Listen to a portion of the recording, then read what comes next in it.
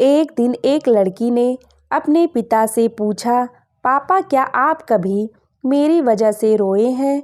उसके ऐसा पूछने का कारण ये था कि उसने कभी भी अपने पिता को रोते हुए नहीं देखा था। इस सवाल के जवाब में पिता ने कहा, हाँ, एक बार ऐसा कुछ हुआ था जब तुम्हारी वजह से मैं रोया था।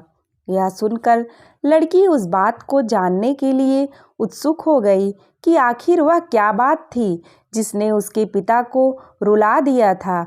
इस उत्सुकता को शांत करने के लिए पिता वह किस्सा सुनाने लगा। बात उस समय की है जब तुम 8 माह की थी।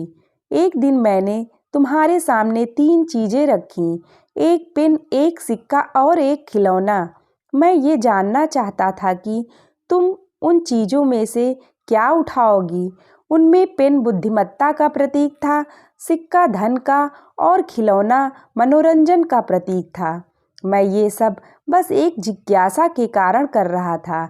मेरे लिए ये जानना बहुत रोचक था कि मेरी बेटी के लिए आगे चलकर क्या सबसे अधिक मायने रखेगा। मैं तुम्हारे सामने बैठकर बेसब्री से तुम्हारे अगले कदम का इंतजार कर रहा था।